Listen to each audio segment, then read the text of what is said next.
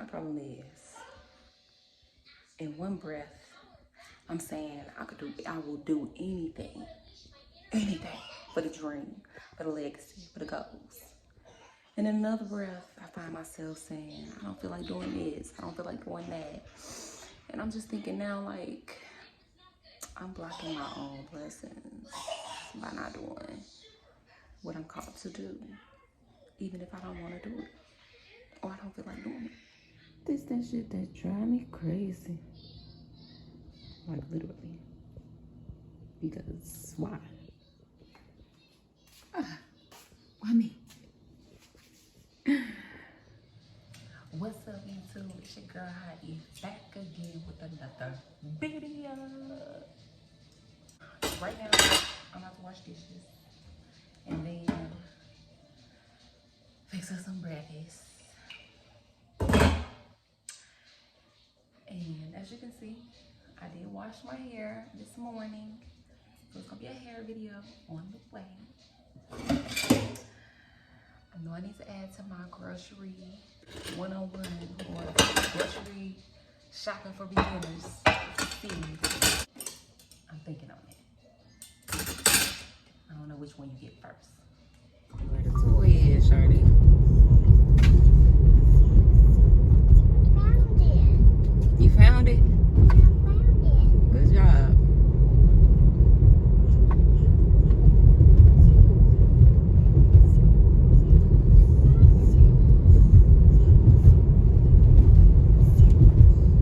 So I just ended up throwing my hair into 2 braids.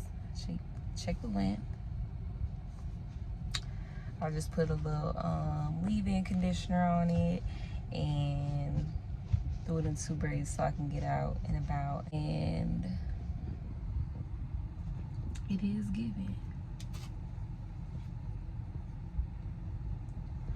But what I really wanted to kind of talk about though is that grocery thing. Like, in order for you to know what meals would make sense to put on your list for your family, or to like have a running list of meal options that you can go to, you need to know what y'all like. And to find out what y'all like, here are a couple tips I will give you. Tip number 1, if you do a lot of out food and stuff like that, review your statements. Like, review your bank statements, your credit card statements, whatever it is that you use to spend money on.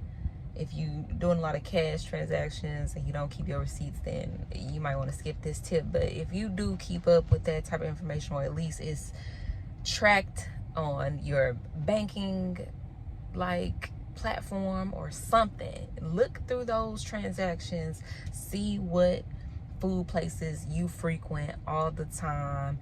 If not all the time, more than once a month. If you frequent that place at least twice a month, put it on your list of things that y'all will eat, because obviously y'all gonna eat that. But you want to get this list as long as possible.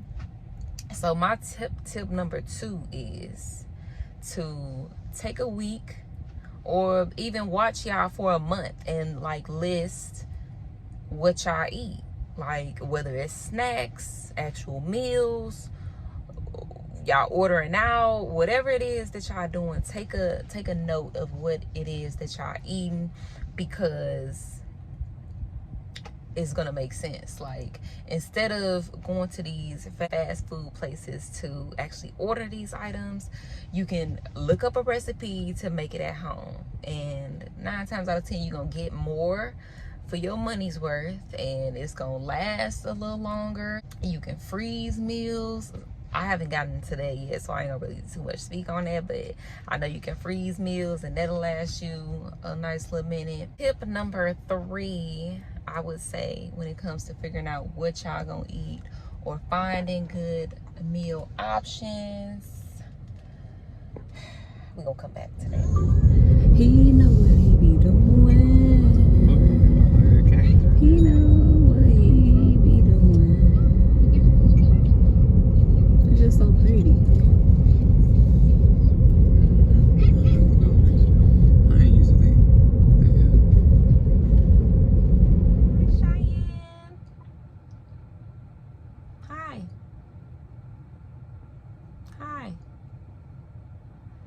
But yeah, like I was saying, y'all, it will be very beneficial for you to know what type of meals to replicate at home that will save you money and will help you with just the whole grocery shopping experience, because you're gonna have a plan. And when you work your plan, you shouldn't fail, but you might, and that's okay if you do fail, because behind failure is success. But no, what I'm really saying is, yeah, so take an audit of the meals that you and your family have been eating, add them to your list. B, watch you and your family for an extended period of time and just note what y'all eating. That'll help you determine what items to add to your list.